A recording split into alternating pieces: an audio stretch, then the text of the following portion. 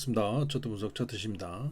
이번 주 흐름 복귀 한번 살펴보고 금과 비트코인, 나스닥 지수 살펴보도록 하겠습니다.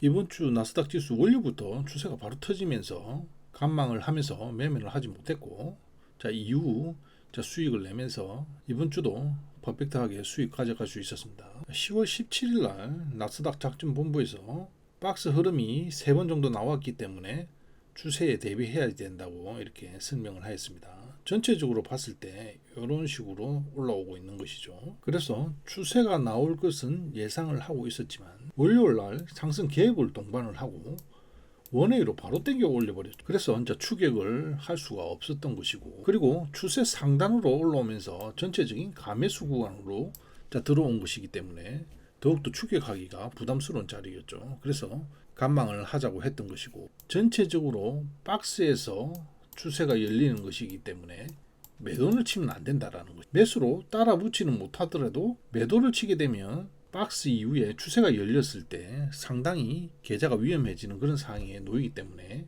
이런 부분을 알고 매매를 해야 되는 것입니다. 그리고 이 박스 하단선이 24,400 정도가 되고 상단선이 25,400 정도가 됩니다. 추세가 열리게 되면 이 박스만큼 이렇게 상승하는 경우가 많기 때문에 26,400까지 진출할 수가 있는 것이죠. 그래서 25,300이 넘어가게 되면 매도를 봐도 된다, 이렇게 말씀을 드렸던 것입니다. 이러한 부분은 작전본부에서 실시간으로 계속해서 설명을 드리고 있기 때문에 이것을 이해하시고 매매에 적용하면 수익을 볼 수가 있는 것이죠. 그리고 상승 추세가 이어지면서 추세선이 이렇게 형성이 되는데 가이드라인은 26,400 정도가 되죠. 그러나 이것만 보고 우리가 매매를 할 수가 없는 것이죠. 그래서 다른 교차 검증도 해야 되기 때문에 이런 추세선을 그어 봅니다. 그러면 추세가 계속해서 이어지기 위해서는 이 선을 따라서 계속해서 올라가야지 되는 것이죠. 그런데 여기 부분부터 추세 각도가 이런 식으로 완만하게 이루어진다는 것은 실적과 금리 인하, APEC 미중 정상회담에 대한 기대감이 상당 부분이 이제 반영이 되었다, 이렇게 볼 수가 있는 것이죠. 그리고 공세 시에 금리 결정을 하고 파월이 12월 달에 금리 인하하는 부분은 생각을 해봐야겠다, 이런 부분 때문에 하락이 있었던 것이죠. 하지만 05시에 실적 발표가 있었기 때문에 그 추가적인 하락은 이어지지 않고 노란색 선에서 지지를 받는 모습이 보입니다. 그리고 실적 발표했을 때 큰 상승이 나온 것이고, 큰 상승이 나온다고 해서 그 상승을 유지할 수가 없는 것이죠. 이미 선반영되어서 상승 추세를 이어갔기 때문에 올라오게 된다면 26,300 부근 위쪽에서는 매도의 찬스가 된다, 이렇게 설명을 드렸던 것이죠. 그래서 여기서 매도 포지션을 저도 잡은 것입니다. 작전본부의 설명을 보면 00시 31분에 설명을 드렸었죠. 26,300에서 거의 선방연된 걸로 보입니다. 파월하고 실적 발표로 위쪽으로 넘어간다면 매도의 찬스가 된다, 이렇게 설명을 드렸습니다. 실적 발표하고 다음날 미중 정상회담이 있었죠. 풀이장에서 상승 흐름이 이어졌고, 상승 흐름이 이어졌지만은 이 추세선을 넘어갈 수는 없는 것이죠. 이미 선반영된 추세선에서 벗어났기 때문에 다시 이 위쪽으로는 올라올 수가 없기 때문에 급락 흐름이 나타났던 것이고, 이후에 하락 음봉이 발생을 하면서 기준선이 역별되었죠. 그리고 박스 흐름이 이어졌고 실적 발표가 대기를 하고 있었죠. 그 전에 한 번 더 내리면서 추세 상단선을 갖다가 터치를 하고 애플 실적 발표와 함께 급등 흐름이 발생을 하였습니다.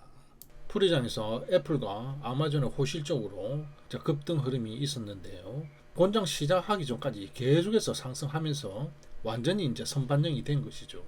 그래서 본장 시작하고 난 이후부터는 약세 흐름이 펼쳐진 것이고, 아마존의 호실적이 너무 갭 상승이 컸기 때문에 본장에서는 하락할 수밖에 없었고, 반도체 ETF가 강력한 50달러에서 저항을 받고 하락을 했기 때문에 지수가 뻗을 수가 없다라는 것이죠. 금요일날 핵심섬이 26,060 되겠는데요. 이 부분이 이탈되게 된다면 25,900까지 이렇게 내려온다고 말씀을 드렸었죠. 23시 캔들이 시작되니까 여기서 반등이 한번 있었고, 00시 캔들에서 하락을 하면서 26,060을 이탈하였습니다. 그랬기 때문에 추세 상단선이 있는 자리까지 이렇게 내려온 것이고, 추세 상단을 이탈하게 되면 월봉 캔들이 문제가 발생을 하기 때문에 반등을 하고 이제 이 위에서 마감되었다, 이제 이렇게 보시면 되겠죠. 자, 그래서 장중에도 설명을 드렸었죠. 26,060에 지지선이 이탈 시 25,900까지 봐야 된다, 이제 이렇게 말씀을 드렸던 것이고, 25,900짜리는 추세 상단선이 위치하는 이 자리가 되기 때문에 그랬던 것입니다. 그래서 이러한 차트의 전체적인 구조를 알고 매매를 하게 된다면 손실을 보기가 쉽지가 않다라는 것이죠. 그래서 이러한 추세선을 이용해서 대응을 하면서 매매를 하게 된다면, 자, 실패 시 작은 손절은 나갈 수가 있겠지만 이러한 자리에서 큰 반등을 먹을 수가 있는 것이고, 위쪽에서 매도를 쳐서 큰 하락 흐름을 먹을 수가 있다라는 것입니다. 그래서 전체적으로 봤을 때 매매가 손실이 나기가 힘들다라는 것이죠.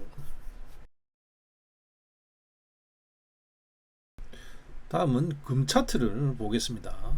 금 차트는 앞에서 추세 상단선을 돌파를 하면서 가매수 구간이 형성되었죠. 그리고 안쪽으로 들어오면서 큰 급락 흐름이 발생을 하였습니다. 하락 추세가 나오면서 박스를 형성을 하고 2차 하락이 나왔습니다. 그리고 또 박스 흐름이 나타났죠. 자, 2차 흐름이 나왔기 때문에 반등이 크게 나왔고, 반등이 크게 나오면 이제 박스 흐름이 이제 나타나게 되는 것이죠. 위쪽으로 상승 흐름이 나타날 수도 있지만 가매수 영역이 있었기 때문에 쉽게 상승으로 전환하지는 못한다라는 것이죠.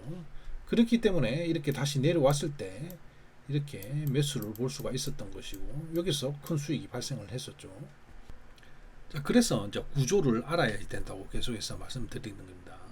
자, 다음 주부터 11월 캔들이 이제 시작이 되겠는데요. 자, 가매수 영역이 나왔기 때문에 이렇게 약세 흐름으로 지금 형태가 잡히고 있는데요. 첫 번째 하락, 두 번째 하락, 자, 세 번째 하락이 보통 일어나는 경우가 다 많습니다. 그래서 월초에 하락 흐름이 일어나게 된다면, 자, 여기서부터는 매수의 찬스가 된다, 이렇게 말씀드릴 수가 있겠고, 월초에 상승 흐름이 일어나게 된다면 다시 반드시 내려와야 된다라는 것이죠.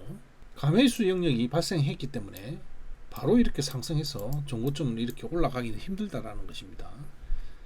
자, 그런 의미에서 금의 이동 방향에 따라서 우리가 대응을 하게 되면 충분히 수익을 낼 수 있다, 이제 이렇게 보시면 되겠습니다. 자, 가장 좋은 시나리오는 이렇게 세 번의 흐름이 나타나고 반등이 크게 나왔을 때 이제 여기서 매수하는 것이 가장 좋겠죠. 금이 추세적으로 계속해서 하락할 수는 없기 때문에 세 번 정도의 하락 흐름이 발생을 하게 되면 큰 반등 흐름이 나타날 것으로 봅니다. 나스닥 흐름을 살펴보게 되면 나스닥이 가매수 영역으로 들어왔기 때문에 이 위에서 계속해서 유지할 수는 없다라는 것이죠. 이제 결국은 하락할 것으로 보고, 앞에 박스가 있었던 이 구간까지 하락을 해서 또 이런 박스 흐름이 나타나지 않을까 예상이 됩니다. 그리고 12월 마감을 앞두고 이제 위쪽으로 또 상승 흐름이 나타나지 않겠나, 자, 그렇게 예상이 되는데요. 자, 이 부분은 실시간으로 이따 하면 매도를 치면 되는 것이고, 위쪽으로 또 올라오면 위에서 또 매도를 치면 되는 것이죠. 그래서 이 선을 기준으로 해서 매매를 이어가면 되겠고, 자, 내려온다면 또 이런 부분에서 다시 매수를 할 수가 있는 것이죠. 자, 주식을 가지고 계신 분은 이러한 가매수 영역에서 비중을 조금 줄이면 되는 것이고, 또 내려왔을 때 비중을 또 채우면 되는 것입니다.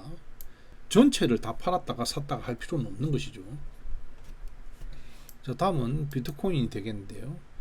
전체 추세선 상단에서 저항을 맞고 위쪽으로는 올라오지 않았습니다. 가매수 영역으로 진입했다면 큰 하락이 이어질 텐데요. 추세선 상단에서 저항을 맞고 현재 매물대를 이렇게 형성을 하고 있습니다. 추세선 상단에서 저항을 맞았기 때문에 다시 위쪽으로 올라가기는 힘들다 보고, 매물대가 쌓이다 보면 밑으로 하락하는 흐름이 나타나지 않을까 예상이 됩니다. 자, 그래서 앞에서도 설명드렸다시피 8만 달러를 기준으로 해서 박스를 형성하고 다시 위쪽으로 올라오는 그런 흐름이 나타나지 않을까 예상이 됩니다. 자, 다시 나스닥으로 돌아와서 나스닥 100 차트가 되겠습니다. 전체 추세선 상단 위쪽으로 올라오면서 가면수 형성되고 바로 아래로 내려가면서 자꾸 음봉이 이렇게 나타나고 있습니다. 위쪽에서 유지하기도 상당히 힘든 상태죠. 11월 캔들이 시작이 되면 하락 흐름이 일어날 것으로 보고, 일어난다면 앞에 박스 돌파했던 자리 이 부분까지 내려올 수 있다, 이렇게 보시면 되겠습니다. 자, 이러한 가이드라인을 가지고 매매를 하면 되겠습니다. 자, 이것으로 영상 마치도록 하겠습니다. 감사합니다.